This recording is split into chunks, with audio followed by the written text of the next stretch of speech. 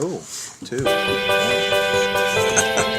Welcome to the Calling All Heroes Comics podcast. I'm George. I'm joined by these guys. Tim. Gary. Tim, I'm eager. Wolz.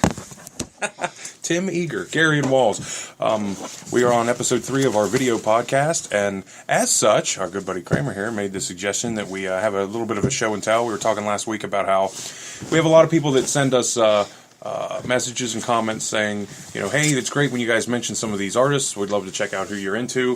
But when you just mention like the last name or it's in passing, sometimes it goes by a few people. So what we were going to do is not only dive into some of our favorite artists and writers and creators, but then also bring some of their work over the course of their career. And that way, just something that we can show you guys, you can check out and let us know. And as always, let us know if there's anybody that you're interested in. So that's our kickoff for this morning. Who would like to start? I'm sensing it's Wolz. Wolz has a treasure trove. Yeah, treasure trove of items here. I'm quite impressed. Well, I talk about him an awful lot. It's Richard Corbin. It's been a huge influence in my life, at least in the comic collecting life. When I first saw him, I just thought he was really unique. I thought he was so much different than anything that was out there or anything that I was accustomed to. And in the mainstream comics like Marvel and DC and such, I stumbled upon it like opening up a heavy metal magazine off a spinner rack. It was an early issue too, because heavy metal came out in '77. It was like the third or fourth issue, and I was flipping through, and it was just amazing. Well, the amazing thing for me, I don't know how old I was at the time. I'm trying to think. '77. It was 15. Was there were boobs? I saw boobs in the comic. But anyways, just his whole getting the look. I got the look. It's early into the podcast too, man. Good job. Kudos to you. Tell you. But it was not just the boobs. The artwork was. You mean there was more? Yeah, it was more. The artwork was amazing. The anatomy I thought was. Oh, this is not going to work, is it? I'll just take that moment to crack one. Rich was born in Missouri, 1940, October 1st. He's 77 years old, and is still churning out what I think great books, super quality stuff. He just did that eight issue series, and for a while there, I thought he'd vanished a little bit. He just sort of fell out of grace. He created his own company, Fantagraphics, and used to sell things from his house. Like if he did a series, you could buy just like you would do. Ordering like Marvel or DC comics, you could. But it came directly from him. Yeah, and it would come direct direct from the house. I didn't know that. And it just became really laborsome, I guess, and it was hard to make a buck that way because not being under the moniker of a main company. Right. He did it himself, so it was, and of course you incur all those costs too in the printing and stuff like that. Of course, all that has come full circle as far as, when he first started, he was doing like the 4-layer, 4-color press, stuff. It was difficult to print things, Yeah. it was a painstaking process. Now with computers and stuff, it's easy. Right. And actually his daughter colors his stuff now. Oh, that's cool. Yeah. And so that latest, that Shallow Graves, she colored that? Yeah, she colored some of it. I think it was her. Yeah, she was on that. At least a couple of his contemporary pieces I've seen. That's cool. She went to school, and she actually went to school, I think, to study business, but was always around and always interested in what her dad did. It's pretty cool. Yeah. And his wife Donna, which is really cool, Donna. You don't see it that much. It's shortened from Madonna. My wife goes by Donna. Because her father's name's Donald, but it's really weird. There's never you don't receive never run across too many one-end Donnas, and she's super nice, and you can send books out to the house. They live in outside of Kansas City. You can send stuff to the house. Like they only ask 10 pieces per year, and you have to send them in a box where they can be returned. You have everything set up. I just put it in the box, weighed it, and put the postage on it, and then mailed it out to them. But he would sign like 10 pieces, really cool, for no cost. That's really cool. And was very quick turnaround.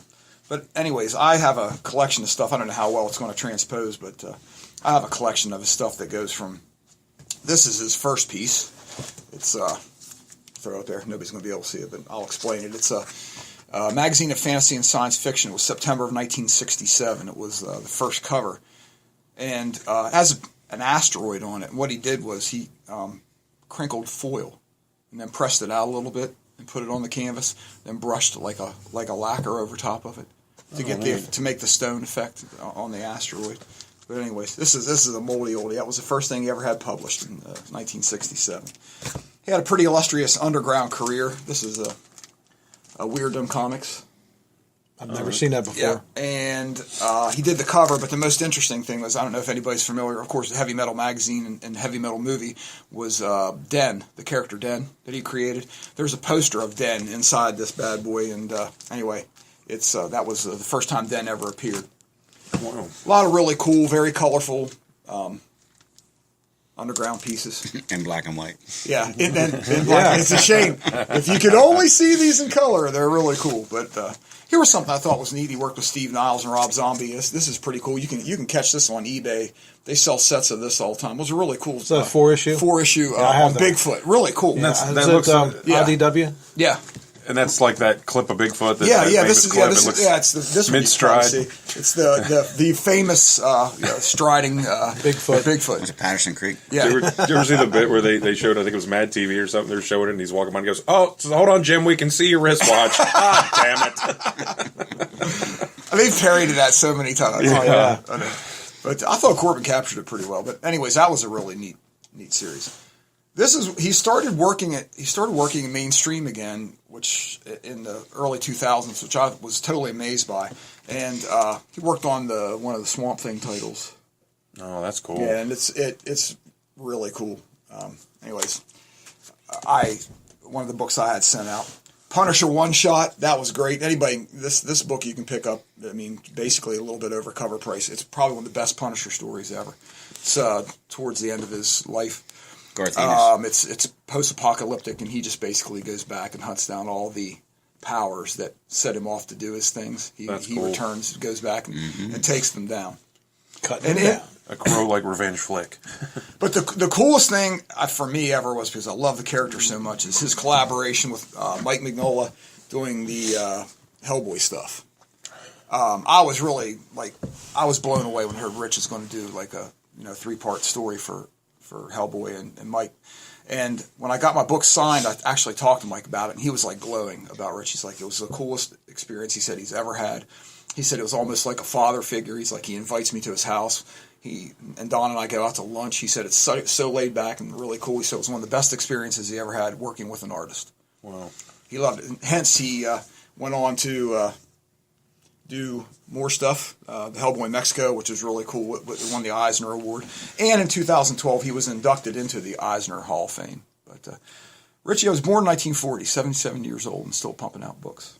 Yeah, and that Shallow Graves, I mean, it came out, last month? I mean, Yeah. it's just incredible. Yeah.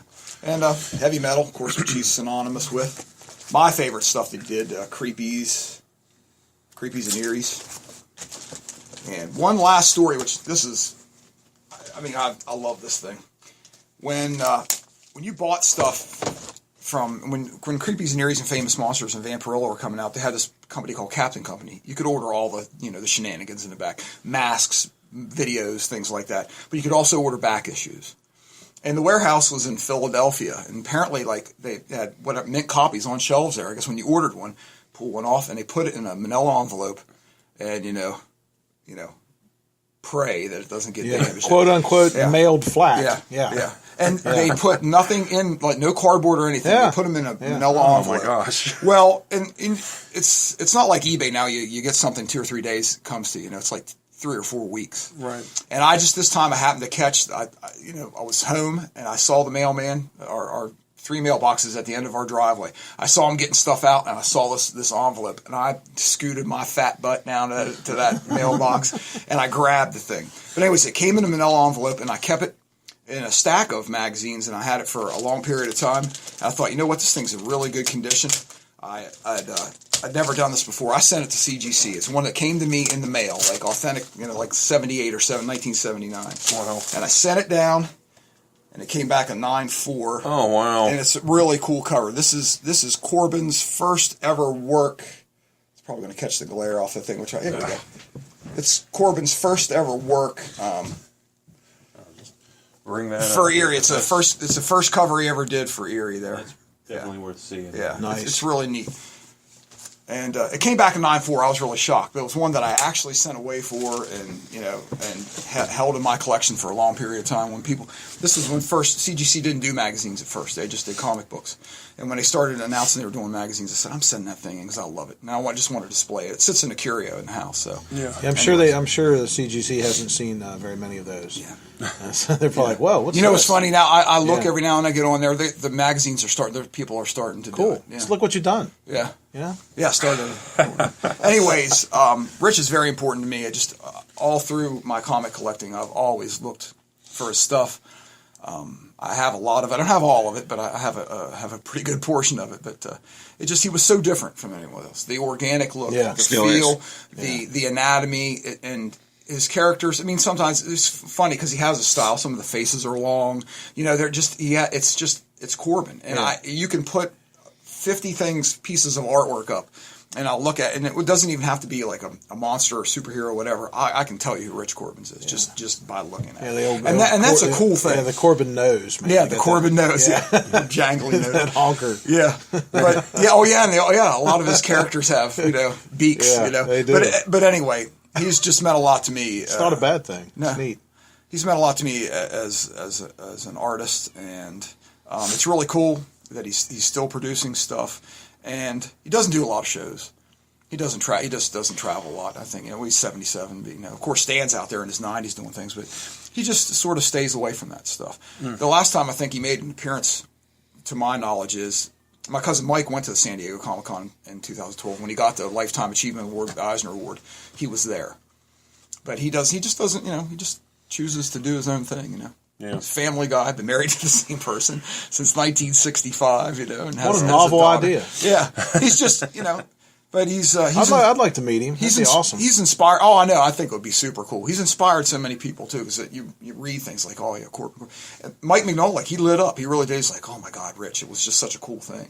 Yeah. I think it's neat because he's not quite as hidden away as Ditko, but he sort of keeps him to himself. Right. But anyways, he's a comic legend to me. So that's cool, man. There's my little show and tell for the day. Sweet. Something you said there at the beginning about how it got a little overwhelming as far as he was trying to do everything and sending them out and everything. And I was just thinking about that, how hard it is. I mean, if you had anything just to add to trying to wear all the hats when you're trying to publish your own stuff, when you're trying to do stuff. Absolutely. We've been down that road. No, people don't realize how time consuming drawing a comic book is. Yeah. We're a lot of guys. I can't remember the artist, but they said that I could do I could draw an ad for Budweiser and make as much money as drawing 20 pages of comic books in a month. Right. As a commercial artist. That's why you probably see a lot of these people, you wonder where they're at. And they just went on to bigger. And, they love comic books, but it was very time consuming. I know Jim Lee and all those guys in their prime are spending 14, 16 hours a day at the drawing table.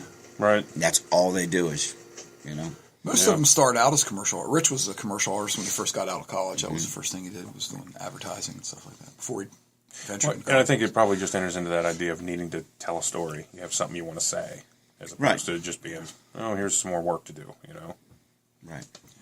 He's worked with a lot of cool artists, writers that I think we really like too. Doug Mensch, who had a long run on Batman.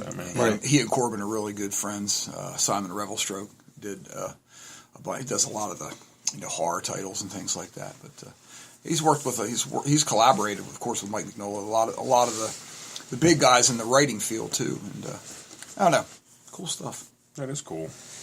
Tim, what do you got going on here? Well, I have delved into my Mad Magazine collection of things. The Mad Magazine's been around since the early 50s. Wally Wood is one of the characters that I refer to a lot, one of the artists. I have you can't really see it very well, but it is a smaller book than what Wolz brought in. It's a Mad collection of Wally Wood's early stuff. The name on that's great. Yeah. Humor in a jugular vein. Exactly. He actually started out, he was born in the 20s, I think 1927. Yeah. And he actually started out, like you say, working on a lot of commercial stuff. But the stuff that he drew, I was first exposed to it in old Mad magazines. They were my uncle's. I always refer back to you always think of the first stuff you see, just like you on the spinner rack, and it was like a reprint. You know, Mad, they like to milk stuff. I mean, they reprint stuff and they funnel it back out. You know, every 10 years. But I mean, they have obviously new stuff now too. But it was a Mad Super Special, and on the inside there was actually a mini comic of like the first 10 issues they would put out, and it was like it was a cover. It was like Super Duper Man or something like that. I mean, and it was just poking fun at what I considered like, this is like, they're making fun of Superman. Right. What is this all about? And I was like 6 years old. I mean, I was hooked. Yeah. And I was like, and I've always tried to find his stuff. I mean, he created a lot of stuff. He did Thunder Agents. Yeah. You know, in like '67, I believe he did all like 20 issues of that. Yeah. But he actually he started out doing a lot of romance comics. I think those guys did a lot of that stuff just to have work. In the 40s and 50s. I was reading a thing about it this morning. I was just looking a little background on him. Some of the romance comics he was an inker for a lot of stuff. Started out inking, and he actually would get paid like $5 a page to ink, and he would do like 10 pages a day to ink. Wow. These romance comics, Right. and that was a lot of money too. I mean, back then, that was good money back then. Yeah. But what I unfortunately, you know, every story has to come to an end. This guy had a very tortured life. I mean, I read about him. He actually committed suicide in the early '80s. Really? Yeah. Not to bring it down, guys, but you know, Drank a lot. and he had like, you know, kidney failure and stuff, and he lost a vision in one of his eyes there towards the end. But he.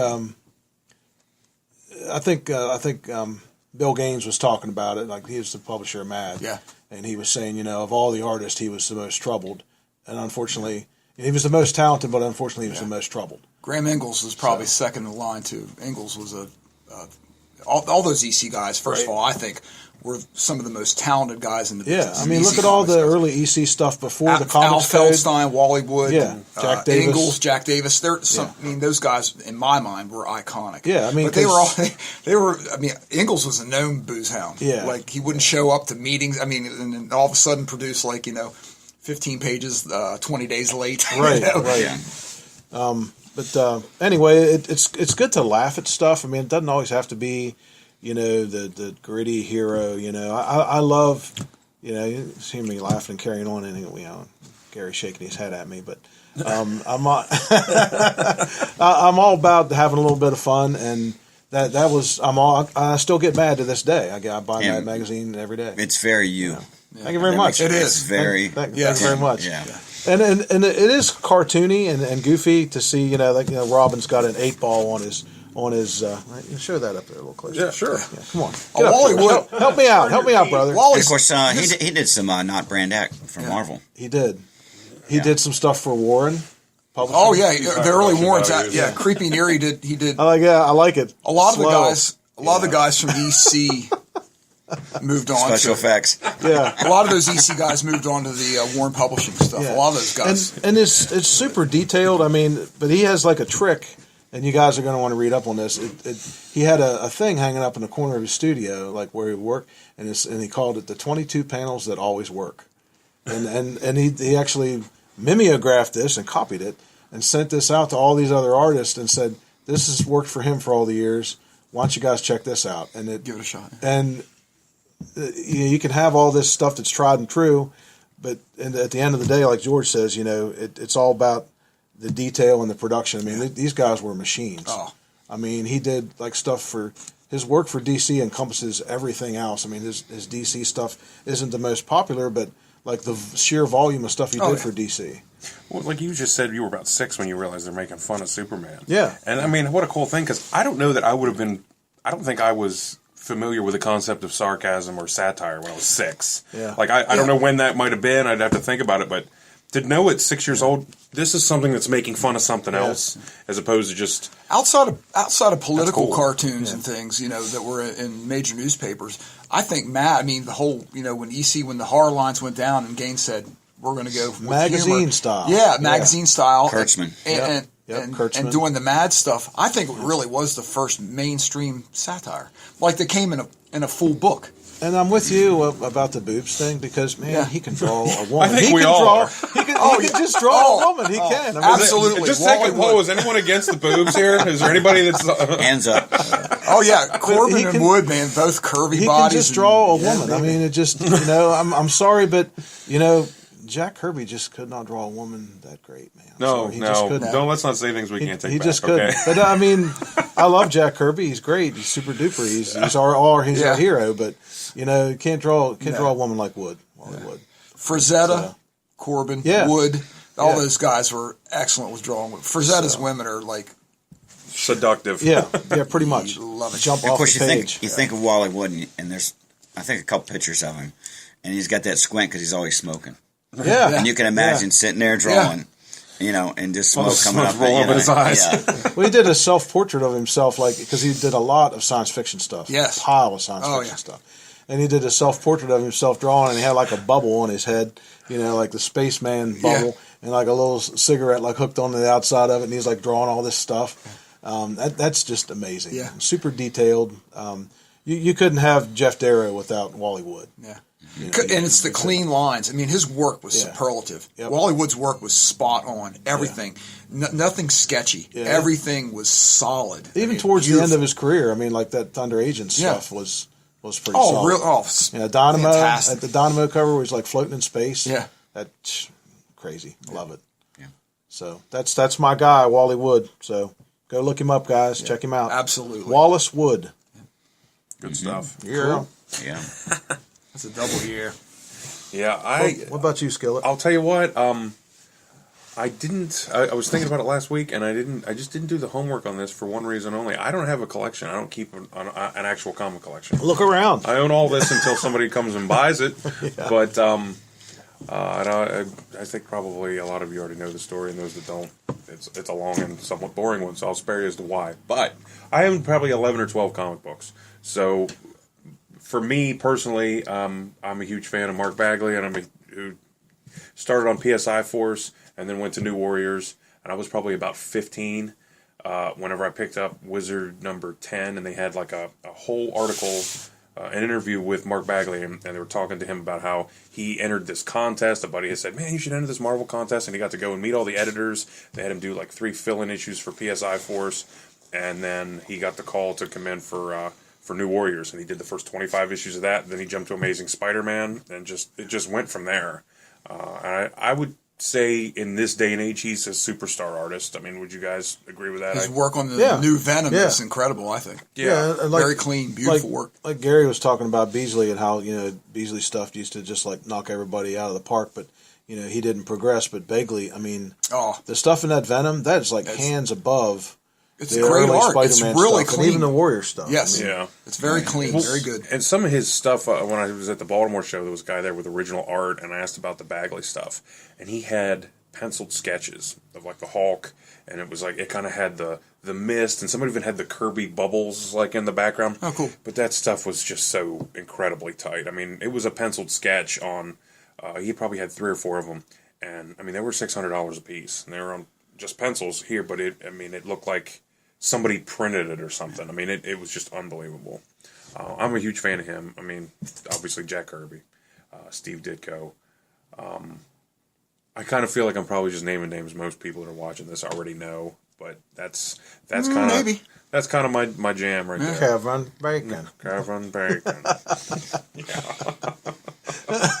Naming the names. Yeah. And it was really funny for him because when he broke in on Spider-Man, he followed McFarlane and Eric Larson. Right. And that's, at that time, that was daunting. That's a really. big deal. Yeah. Yeah. Because people were looking, because when McFarlane came on, it sort of rejuvenated, that character, artistically was rejuvenated as far as I'm concerned. Yeah. And Larson did a good job on the book, too. I mean, I think the title is really cool then, and of course that's the Venom Carnage era. And then, Mark Bagley had to, take over for that. Right. I thought he did a fine job. Yeah. I would say more than anybody. I mean, I really, really liked Mark Bagley, but I liked the New Warriors and I liked Amazing Spider-Man. I always liked what he was already working on. Mm-hmm. More than anybody, Eric Larson is a guy that if he's drawing a book, I want to see it. Mm-hmm. And that's always been the way it's been with him. I like it's not super tight at times, but there's just something about it. It's his style. Yeah, I dig it a lot. And the only thing I'm not a fan of when it comes to Eric Larson is like he did the thing Megaton Man. Yeah. It seems like a lot of his villains are animals that become people. Yes. You and I have talked about that before. I don't like anamorphic characters. Yeah, I'm not a fan of that either. And I'm with you on that. Yeah, and it's hit and miss. Like he has one, and I forget what its name was, but it was like kind of a shark looking. The shark creature. dude. Yes. But then when it gets into like bears and, and I don't know, there was lions and tigers and bears. Yeah, I'm just like, okay, I've seen enough of this. Pushing the envelope. Yeah.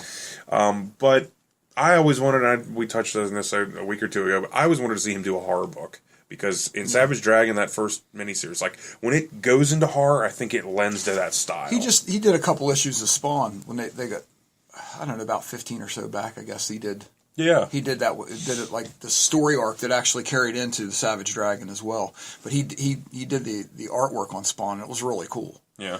And I look at him now, the stuff that he does on Savage Dragons. It reminds me a little bit of Corbin sometimes. I mean, just like any of the distance. There's this really cool splash page in the most recent issue of they had to move to Canada. They got kicked out of the United States. So the wife and the kids had to go to Canada. This is Malcolm, of course, Yeah.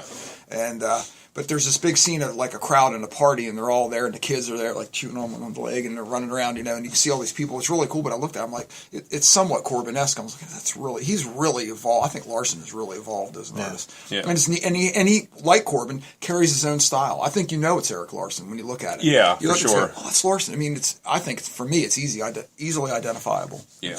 He's neat. And of all the Image guys, because I think that once that started blowing up in the early 90s, it got to where I think that their time, they were being pulled in different directions. They didn't have to do as much of the work. And it's almost like each one of them got their own little crew of guys that were, in a lot of ways, somewhere between paying homage to their style and flat out ripping it off. Yeah. I mean, they all had that little crew. And I think Eric Larson, more than anybody, stayed away from that. I mean, there was a couple times where he'd have little mini-series, this, that, but he'd bring people in that I didn't think looked anything like him. It was almost like, hey, let's see what this character looks like with somebody completely different, as opposed to. And I'm not criticizing those guys, but you know what I mean. Like Dan Fraga's pretty good. I think he's better than Rob Liefeld, but he looks like Rob Liefeld. Right. If Rob Liefeld were good, which we all agree he isn't. I didn't care for Capullo that much. I mean, I thought he was good, but I didn't care for Capullo that much until he started working on Spawn and he started evolving there. But he also sort of aped Todd a little bit. But I think he also enriched his own style, though. By the time Greg Capullo finished Spawn, I think he became Greg Capullo and went on. His art was so tight and so much better. Because I remember some of the early stuff that he did. I was like, I'm not so sure. And when Todd brought him on the title, I'm like going, yeah.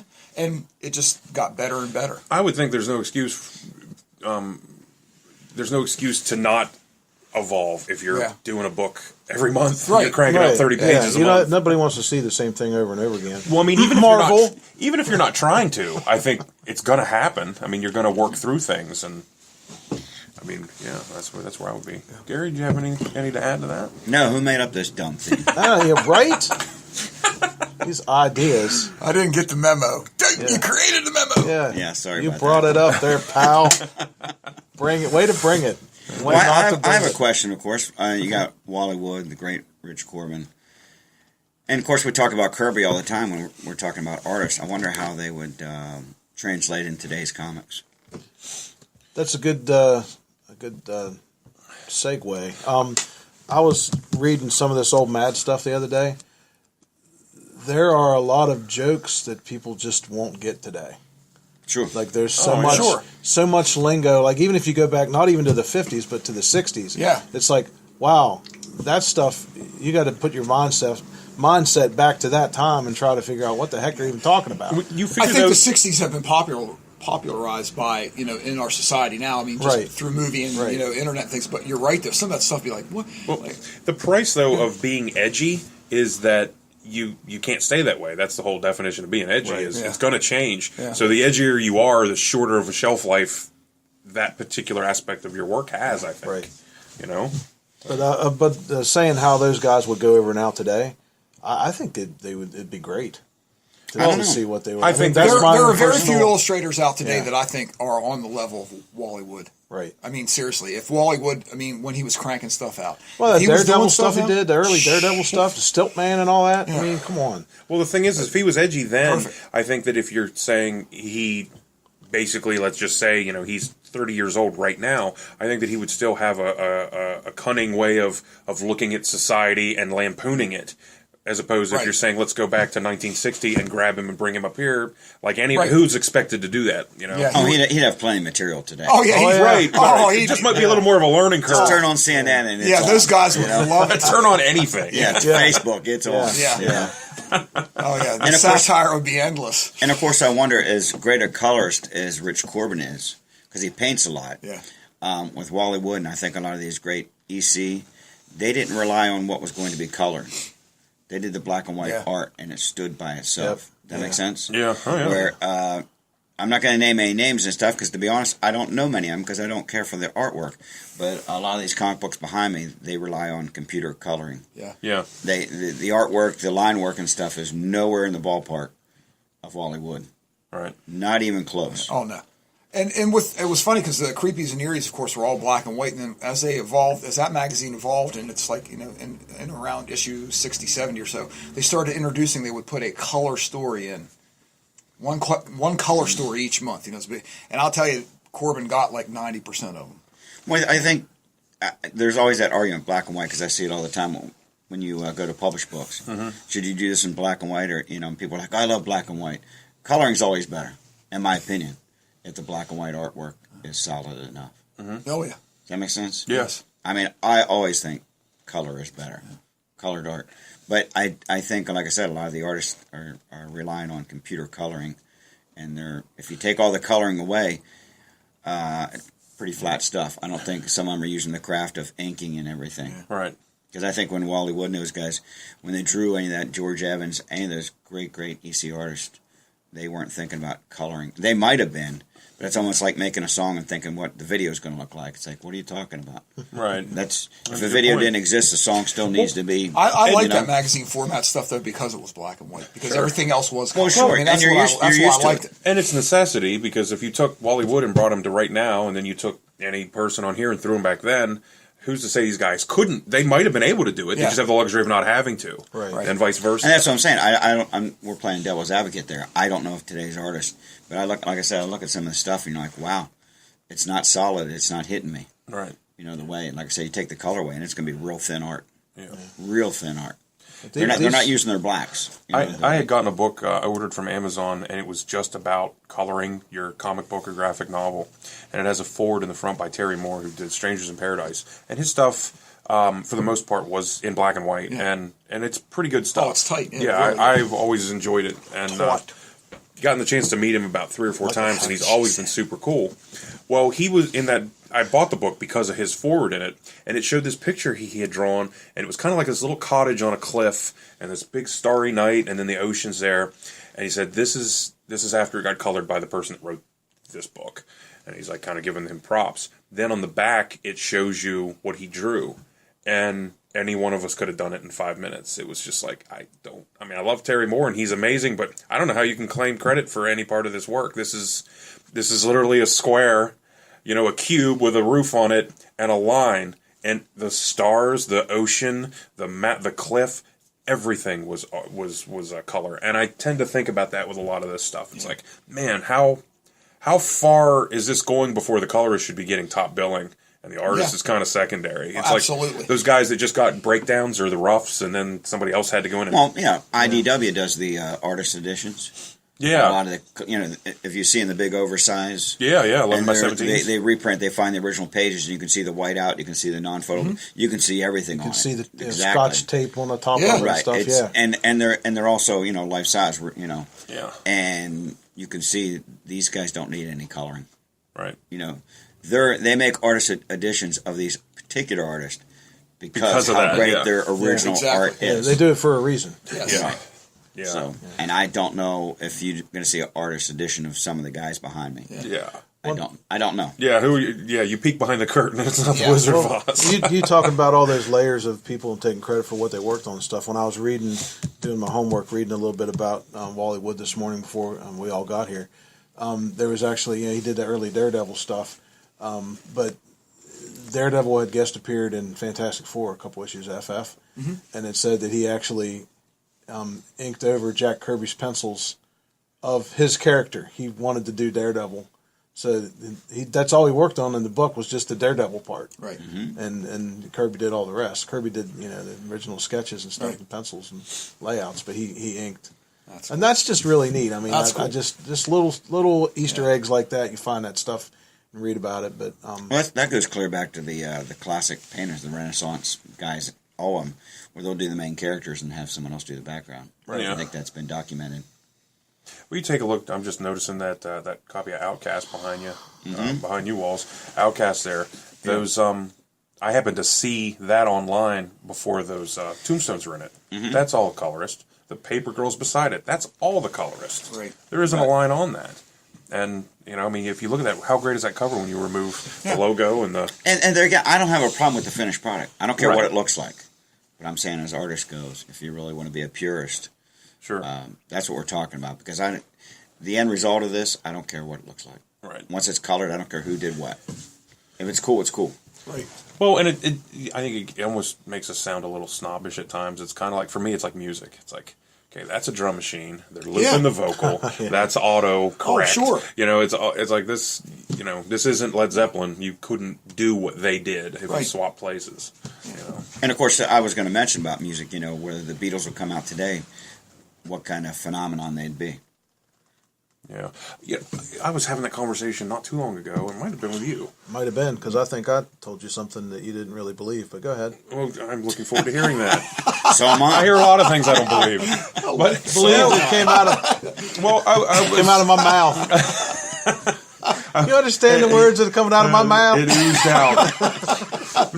No, I was just thinking that, when the Beatles came out, there was 3 channels. So you pretty much have a captivated audience. I mean, everybody's going to know about this. Whereas today, if the Beatles showed up, I mean, I'm listening to something on my iPod or whatever, or my phone, and, you're listening to whatever's in your car, and you might be listening to the radio, but you're listening to CDs. We're not all listening to the same thing. There's 10,000 channels, and none of us are watching the same thing at once. We're not even... If you're watching Daredevil and I'm watching it, we're not even having to tune in at the same time. We can do it whenever we feel like it, in whatever way we want to ingest this stuff. So I think that the audience is completely fragmented across the board when it comes to entertainment and information. So we're not going to have that shared experience.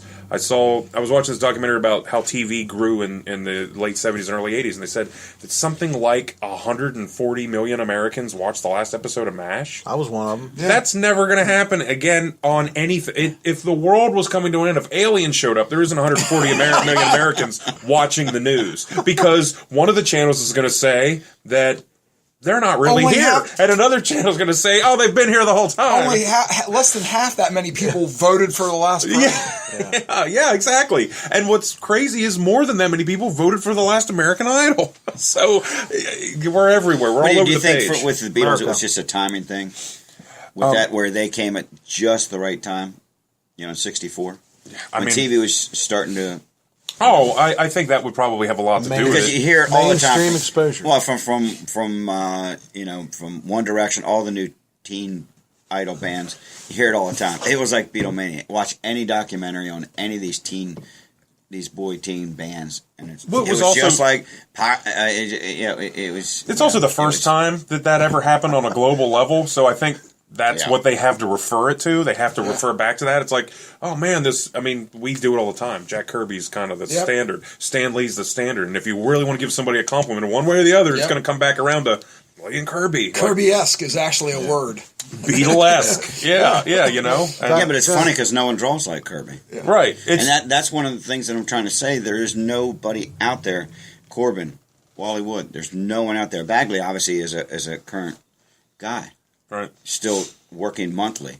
But I don't know how many people would ever draw like Wally Wood. I wish someone would. Right. No pun intended. And maybe as I'm smiling, maybe the sad truth of it is there's less and less of us out there looking for that and asking for it. I mean, at the end of the day, everything's going to change, usually for the worse. Yeah, right. And I mean, there's less people out there like him, and there's less people out there looking for that work. Well, going back to the Beatles thing and what I said to you. That I can't wait to hear this. You want to hear it again? I said to you. Maybe I didn't. It's early Alzheimer's setting in. I seriously would consider the Beatles the first punk rock band. I mean, just sit back and listen to Revolution. I mean, just listen to that. You think about that a little bit. Yeah. Before, I mean, I know personally and stuff. There's an argument they there. were not as nice as their music, if that makes any sense. Oh, for Right? sure. I remember George Harrison saying that John Lennon. Drugs and John Lennon. George Harrison. I saw him say, he's like, John Lennon sings about peace and love. John Lennon could be acid. He could stomp you in the face. And, I've heard. Yeah, pretty. I mean, like you say, everybody has an opinion, but I just think if you sit back and listen to it for that time period, in the sense that they were counterculture at times and stuff. Yeah, I agree. Okay. Yeah. You don't remember me saying that? I'm hurt. It's a vague recollection. Okay, man. If it makes you feel any better, It's all right. I'm over it. Okay. Moving on. Why do we always fight on vacation? I know, right? That's why we can't have nice things. Well, and so this was just the first part. Or you had a 3-volume set here? Yeah. I have other stuff. I mean, we can talk about it now, or we could save it. I mean, it's Jack Davis, Will Elder, all those guys. It's yeah. Ooh, double whammy action. Some cool action right there. You're turning around here, see what it says. Hey, upside down. Yeah, can you see that? production. Yeah. Smell-o-vision. Good. International House of Pancakes. Would you like a menu? Yeah. Anybody know what that's from? Come on. SCTV. Yeah. I'm dating myself here. Yeah, all these guys, if you didn't have...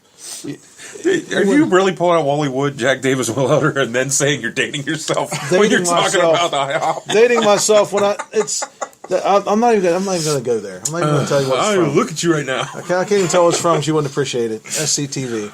Oh, SCTV, man. Yes. John SCTV. Candy. Yeah. Yeah. Yeah, good times. That was good times.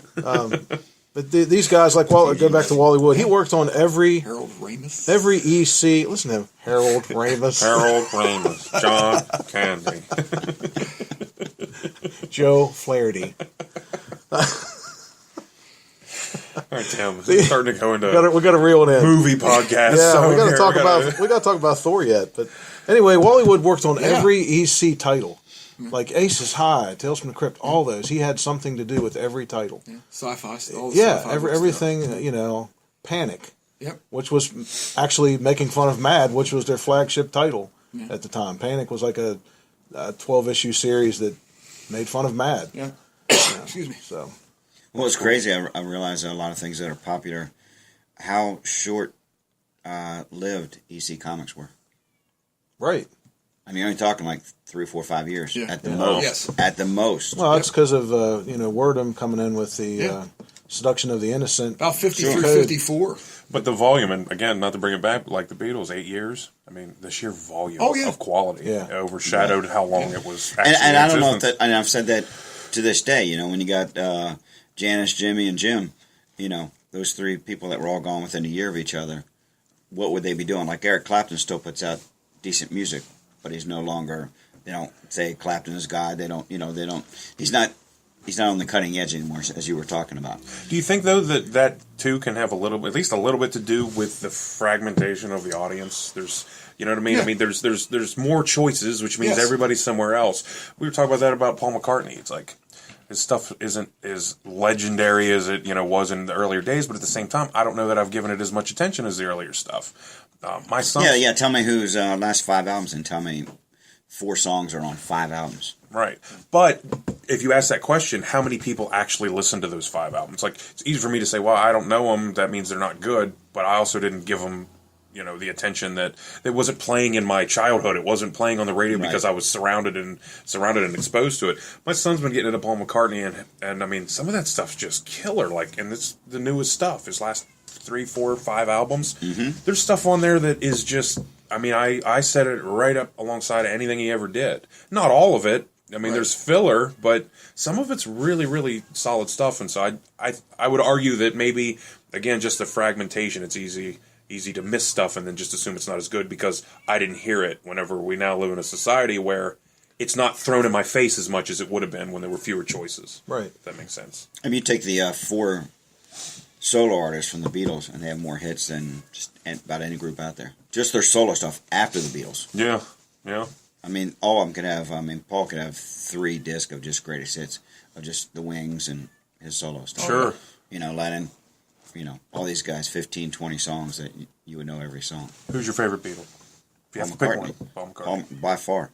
Yeah. Me too. Yeah. I'm going to dissent. Yeah. I'm a Ringo guy. Really? Yes. Just happy to be here. I think that Paul McCartney. I think Paul McCartney is absolutely, without a shadow of a doubt, the most talented. I mean, he's just a genius. I think Ringo's and I one love of the most. We talked about this. I think he's one of the most underrated drummers. My favorite one's Harrison, George Harrison. You're down in the Octopus Garden, huh? You're down. He's a great drummer. Great. And of course, convention. When you hear people, they're always like John Lennon, and I'm like, nah, No. Yeah. no.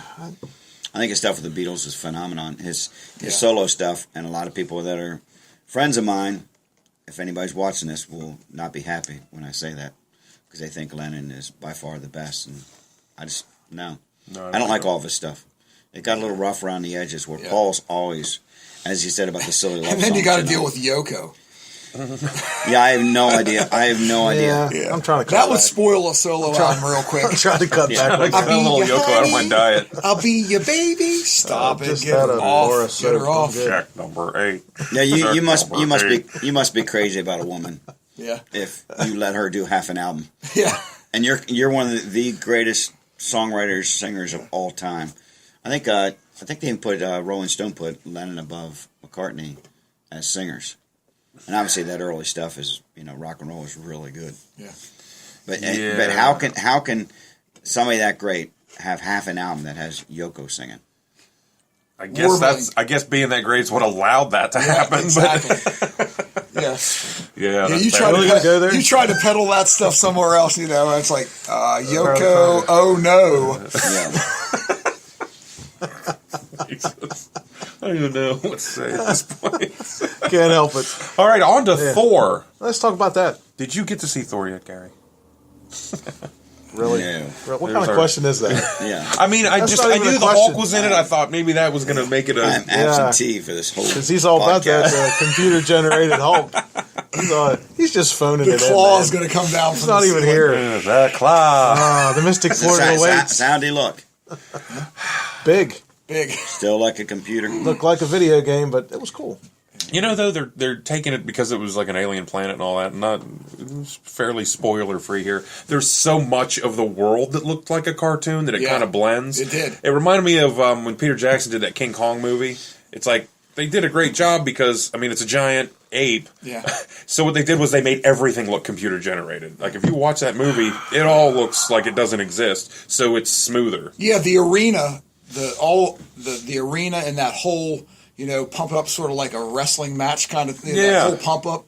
It's very, obviously computer generated, but it does, I agree with you, it blends in. Yeah. It doesn't stand out as much because of the surroundings. Yeah, absolutely. It's like just bring the environment closer to the cartoon character as opposed to trying to make the cartoon character any closer to reality because we're as close as we're going to get. I guess on an old fuzzy Zenith TV from back in the 70s, it probably wouldn't stand out, but you're talking high definition TV where you can see the pores in people's faces. Yeah. And then you have a computer generated character. And like I said, to me, you guys know Hulk's my favorite character of all time, and I just wish they'd put a real guy in makeup. I think that I really do. And CGI him. I think that you would enjoy the movie. I think you can walk in because again, even Thor, they kind of. I think they're doing enough filters and things on everything else that it all looks uniform. It's all consistent. Maybe they're getting close. Well, and again, I'm not saying that he looks more like a living, breathing person than he did in the last movie. I just think everything else is kind of stepping down to be with him. Mm-hmm. So it looks uniform across the board. But I thought it was. I had people saying it was the best Marvel movie ever. I don't think that's true. I'm getting leery and stuff because that's what everyone's saying from the reviews and all that, and I'm like, I thought it was really great. I thought it was really great. It was really fun. We went into that because you were saying Rotten Tomatoes, everybody was really touting it. Yeah. I definitely enjoyed the flick, but I'm with you. I don't know if I can say it's. I don't think it's the best one, but it was very good. It might crack the top 5, but I can't even. It was very good. Yeah, it was very entertaining. It was fun. I liked how the storyline sort of bounced back and forth. from like Asgard to where he was, like they play that a little bit, then play that. I mean, I thought it made it interesting. And it might not be the most popular opinion, but I thought they could have dialed back the Guardians of the Galaxy like humor by about 10 to 15%. They could have just cut that a little bit. When he was with Sultar and the like sort of like I'm like what the hell's happening here? I know. I sort of thought like, wait a second, Yeah, and I wonder. I think without Guardians of the Galaxy, that probably wouldn't have felt that way. But I don't know. I thought it was good, and it was amusing, and it was action packed. I mean, really, I feel like, man, who am I to complain? Like, it was the best Thor movie I think you could ever make. Yeah, it's much better than the second one. Thor. Well, I'll tell you, Thor's my least favorite Marvel main character. Like, I don't have any interest in him usually at all. But I like the first one. I enjoyed it too. Yeah. It was okay. The second one I stopped watching about halfway through. I was like, you've said this before too. I like the Iron Man movies, but I'm not really much interested in Iron Man as a character. Right. Well, his Iron Man 3 was like the Tony Stark movie. Yeah. Yeah. I could say that I thoroughly enjoyed the movie. Thor. See what I did there? Ba-doom. Yeah, I went into it with high eye hopes. contact you made me uncomfortable. Mission accomplished. Thanks, That's buddy. what I'm talking about. I'm going to go buy another monster. My work here is done. It might actually be. I did. We're going to have somebody else sitting in the seat next week. Hey, wait! I'm getting paid for this. You get paid for this? I'm not getting paid here for we this. go. Touchy subject. Yeah. Moving on. Anyway, back the truck up. Anyway, I did enjoy the movie, and I went into it with high hopes like you did, because everyone's saying, "Oh, it's the greatest Marvel movie ever made," yada yada. Yeah. But like I say, I'm still like 10 years old. Mega action figures in my head. I'm just like glad to see what they've done, and it was a definite tip of the hat to Kirby. I mean, like the credits at the end, the arena too, even down to like Thor coming across there. It just looked like I'm like leaning over and told Static, I'm like, man, it looks like Kirby just drew that logo right there. I mean, it's just great. And of course, as always, they're using Planet Hulk, which is not that storyline. Right. I thought though that they did a great job. They did a good job making that happen. I'm not saying, but you guys know. I'm just telling you, they made a good job. That book, what is it? 92 is just blown up price wise. Yeah, I'm sure. Hulk. Yeah. I think it's $50-$60 and stuff now. Easy. But like I said, you go to read that and you're like, "Where's Thor?" It's like Thor's not in it. Silver Surfer is. Silver Surfer. Sure. And it didn't have anything to do with Civil War or anything, did it? Right? No, I don't think so. No. Why Why Hulk was there? This very much, I think, played into, again, without giving too much away, I think this explained where those guys were during Civil War. Yeah. It explained where Hulk was, yep. It felt like this movie was happening while Civil War was happening. Yeah. But, meanwhile, in another part of the universe. Right. And but I thought it was really good. I mean, I read The Planet Hulk, and I loved that, and I thought this didn't step on those toes at all. And include what I thought was cool. It just didn't include the Hulk from Planet Hulk. Right. It included some of the other characters, which I thought that was cool. And I think that's part of the reason why that book's blown up, because there's a certain character that shows up in there that everybody's touting is the best thing ever. And I agree. It was really fun and interesting. And I thought a lot of the characters that were in that crowd, they seemed like aliens that could exist. Like when the episode 1 of Star Wars came out, there were so many of those like cartoony looking, goofy things that I just hated. And with this, it was like, man, some of those characters are pretty neat. It kind of reminded me of the original Star Wars. There's a Valkyrie in it.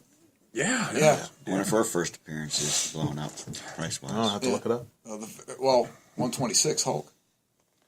Well, that's when before she becomes Valkyrie. And the trailers. I mean, I don't think I'm not. I don't want to give anything away, but in the trailers, if you want to mention who else is in there, because he's in the trailers. They show him now at this point. I mean, the movie's been out a week, but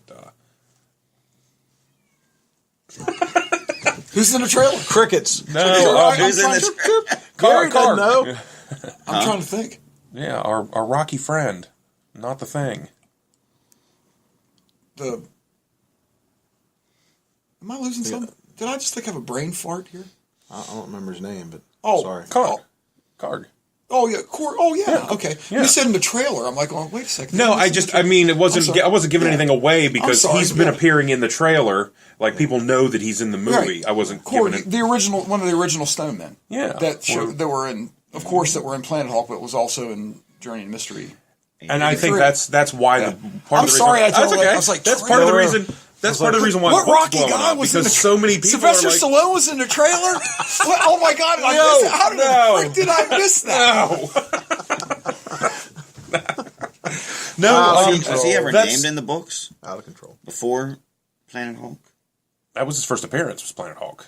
Korg's first No, appearance. no, well, they're actually saying. Well, they actually said though that the Stone Men that were in the very first Thor, Journey to Mystery 83, they have somehow tied that's who they were. Like Right, his- right. Saying they like didn't- his, as a civilization, like that's his sooner. elders, Korg's elders, Right, Yeah. but his first appearance was Hulk 92, I think. Yes, Yeah. Yeah. So I think that's part of the reason why that book's blowing up is Yeah. because even though he wasn't, I don't want to give anything away. I'm just saying for the size of his role in that, there's been a disproportionate amount of people saying that guy's great. yeah. And I don't remember the name of the sidekick, but yeah. Meek. Yeah, Meek. The insect, Meek, yeah. And I just Which thought, are both characters obviously in Planet yeah, Hulk. it's to me if you dig Planet Hulk, and I know you guys all do. Oh, and absolutely. I think you can go there and watch it, and it's not like it takes away from the story that you already have. It's just it kind of expands on it. It's a bonus. Yeah, just sit around a little bit. Knowing the Planet Hulk storyline, I almost wish they would have just pursued it a little more because there were other characters in the War Bond. Maybe they they used will. those too. And the good news is, That with was Korg cool. being so popular now and everybody talking about it, because I was reading, they're already talking about a spinoff for that. And so if that happens, who knows how far that'll go. Sky's the limit. Because I would have, if 5 years ago, I would have been like, what, Guardians of the Galaxy? They're not making a movie you know about a what? raccoon with a gun. The animated version of Planet Hulk is sort of cool. I've never seen it. It's sort of cool. I mean, it's Marvel cartoony, which Right. I think always falls a little bit obviously behind the DC stuff. That's just how. Yeah, I agree don't with want to you. hurt anybody's feelings. That's how I feel. I think Planet I'm Hulk. hurt. I'm hurt. I think Planet Hulk itself, the storyline would definitely stand up as a movie. Would have standed up. I know they used it obviously in the Thor movie, but I think it would have held its own and done very well if they would have just the done Queen Planet Hulk. having a child. Yep. Yeah. I think it would have been spectacular. Back I'm in the- glad that's not probably going to happen, obviously, but I'm glad that they utilized part of it because it was cool. Do you think, and to put you on the spot a little bit here, but do you think, like, okay, if it's an animated cartoon, but it's told well, and it follows the story that you like, is that okay? Is that something you'd be down with? I don't like the animated cartoons. Okay. That's, as I asked you about the Killing Joke, I'm used to Brian Boland's artwork. Right. And then you guys give me, and there again, these guys are great artists, like Bruce Timm's version Yeah. of it. I don't watch those kind of things.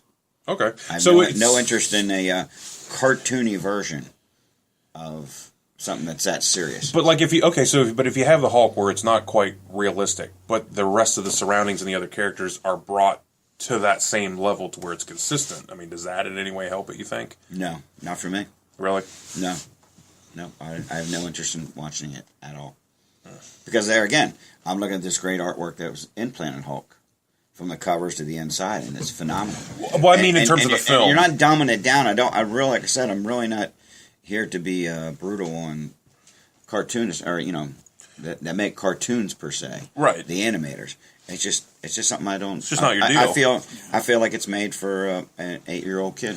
But in terms of the movie itself, like with this film, it's like if the Hulk basically looks how the Hulk always looks, but the other characters are brought down to be uniform to where it all kind of looks the same. Like you don't see a difference between the Hulk and say Thor or Valkyrie or whoever. Do you think that makes a little bit? I don't think it's being my age. I don't think it's made for me.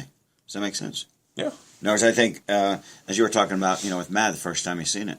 Yeah. Well, if you're 6, 8 years old, 10 years old, and you see Planet Hulk animated or The Killing Joke, I think that might turn you on to comic books. You know what I mean? Right. But to me, it's taken a step back because of the phenomenal artwork that is associated with the comics. As you guys know, comic books is where it starts. You guys talk about movies. I see them and I don't see them. I enjoy them and I don't enjoy them. But they're not a necessity in any way, shape, or form of what we're doing right here. Right. What we're talking about. We're surrounded by comic books, not movies. This isn't a movie store. Right. That's just a byproduct of the cool stuff they do in comic books. One cool point about exposing the Planet Hulk portion in the movie, though, it will encourage, because they've been reprinted. There's True Believer copies of the Planet Hulk storyline that are much more affordable for people to get, because the original run obviously is starting to climb. And it's cool though, and it's also in a trade paperback too, or what I think it'll be easy for people to acquire that and read that now. they saw it in the movie and it'll go, hey, there's more. I understand there's more to this. Let me go read the story. Well, and the thing is, if you're exposed to the movies first and come back to the comic books, it's going to be just as confusing as me going to see a movie after reading the comic books. It's like, this isn't Planet Hulk, but it's elements of it. Right. Yeah. As we've said, the things they use in Batman, Superman, that uniforms from I think people Dark will Knight be able Returns. to connect the dots. Huh? Yeah. I think people To will be me, able that, to connect me, the dots. that's what I'm trying to say. That's what I emphasize. Being hard-headed about this, I don't connect the dots at all between the cartoon characters or the animated series. And when I read Batman, the latest White Knight, which issue 2, Sean Murphy's doing just an incredible job on it. Yeah. If that was animated, it wouldn't have the same effect at all. Right. No, Because his artwork and his artwork is dark and it's very cinematic, and it's if you just animate it, round everything off, look like a coloring book, I'm not interested. All right, and that's fair. With the Star Wars. I mean, I'm a huge Star Wars fan. I love that stuff, and like Rogue One and the Force Awakens. I mean, Last Jedi comes out in like a month. I can't wait for that stuff. That said, I gave Clone Wars, the animated cartoon, about 10 minutes, and I mean that's been on for like 10 years. I mean, there's hundreds of episodes. I can't do it. I love the stuff. I love the mythos, but it's just not my jam. I can't. I hear you. Yeah, like I said, that what I'm talking about, that's where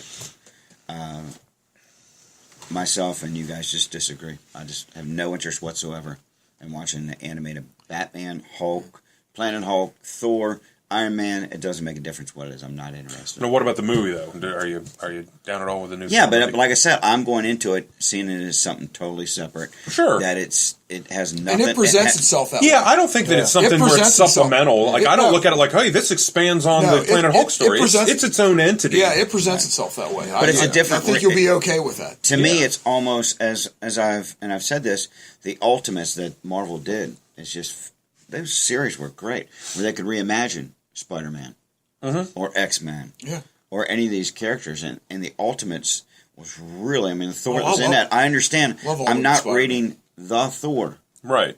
But reading a Thor, a Thor. And I could still enjoy it. So, like I said, I think that's the perfect way to walk into this. Right. This is not the definitive thing. No. It's the cinematic, because the whole cinematic universe is their own thing. I don't compare that to this at all. Yeah, Nick Fury is not Sergeant Fury, not the one. There's one of the books right over there on your counter.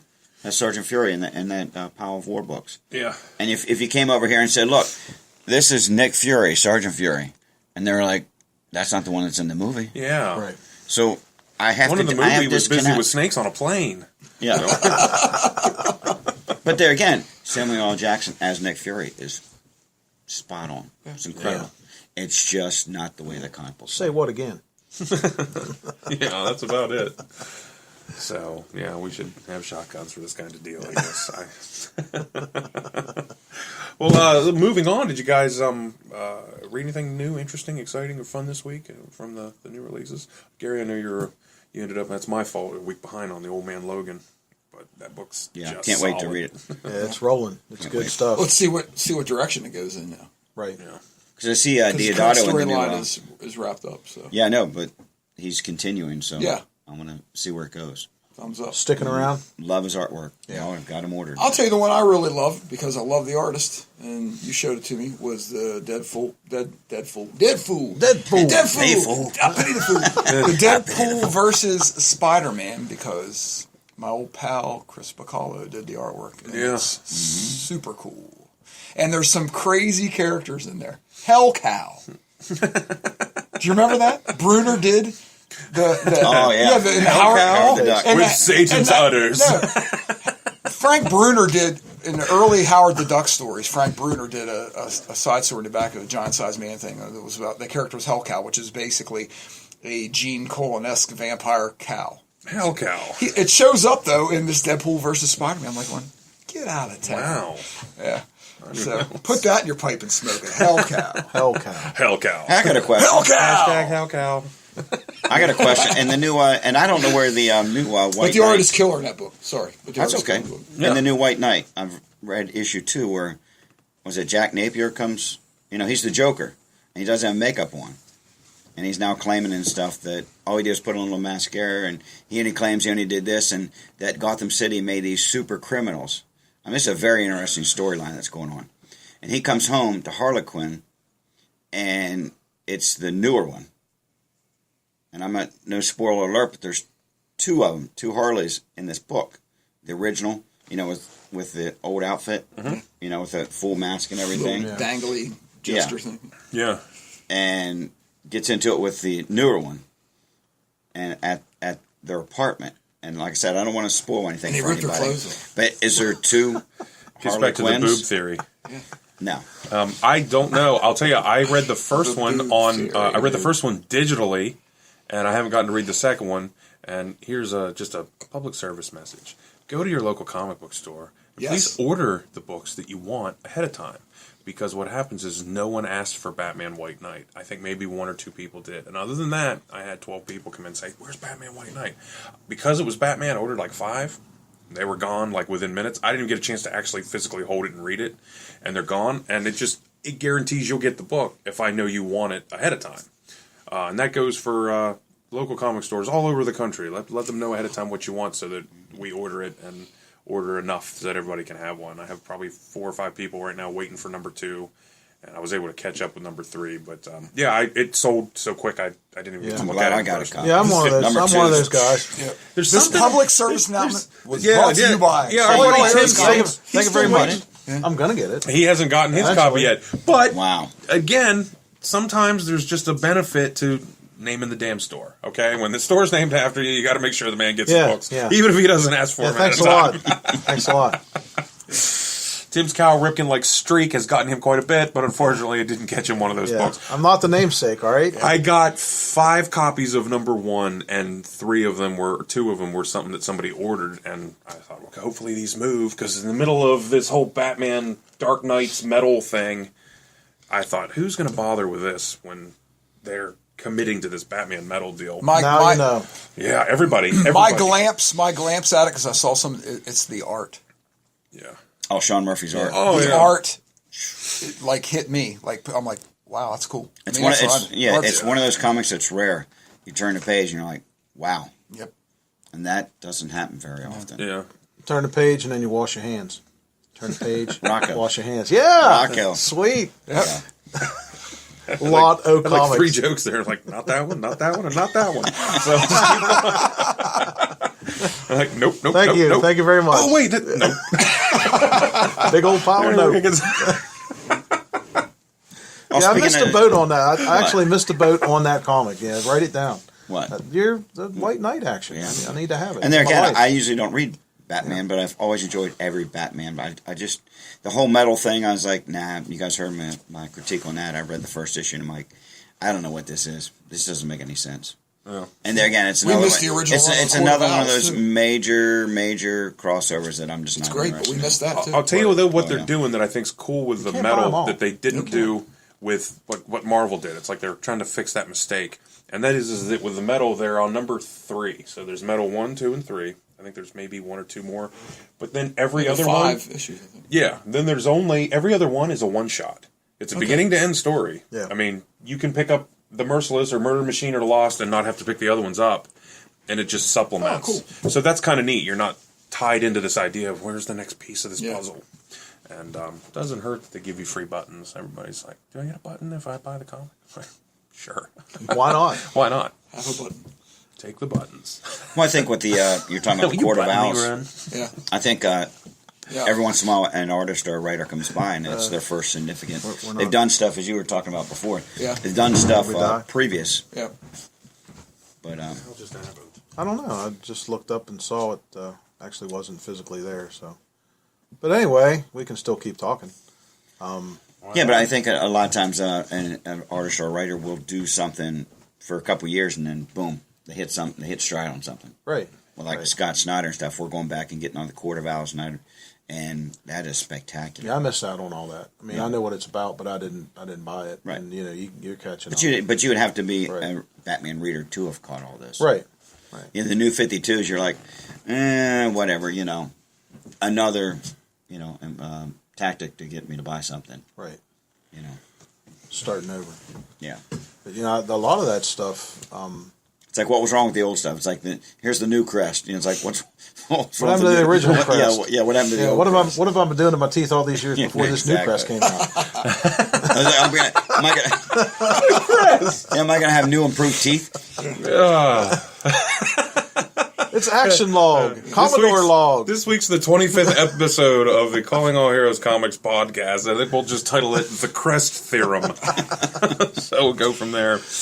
Well, those of us listening, despite having a fairly decent charge, it looks like we ran out of battery because we've gone into an hour and a half territory. It doesn't seem like we've been going that long. We've lost the video feed. We're at... Help us out. Yeah, we've been, not quite that. 75 minutes. I think that's still... Hour 15. Yeah, so, we've been rolling.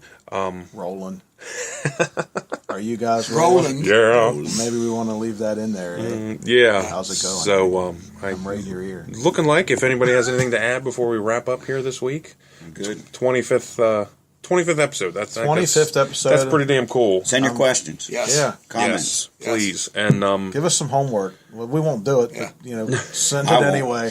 Yeah, Kramer won't. Gary will sign it and then not bring Dirty. bring the Gary work. will bring it up and Dirty Gary. suggest it and then not get the memo. Dirty Gary. He will originate the memo. Dirty but Gary. he'll throw caution to the wind and not That follow was pretty through. lame, though. I didn't get the memo, and I'm the one who suggested it. Yeah. When you said that, I'm like, something inside of me went, are you kidding me? Where were you? I was just immediately thinking of, when you said Dirty Gary, I was thinking of Beanie and Cecil. It's like, Dishonest John? No, it's Dirty Gary. All right, well, on that note, Where were you on that one? I am George here for Wolz, Hey. Dirty Gary, Gary. Tim, and thanks so much for listening, guys, and we will see you next week.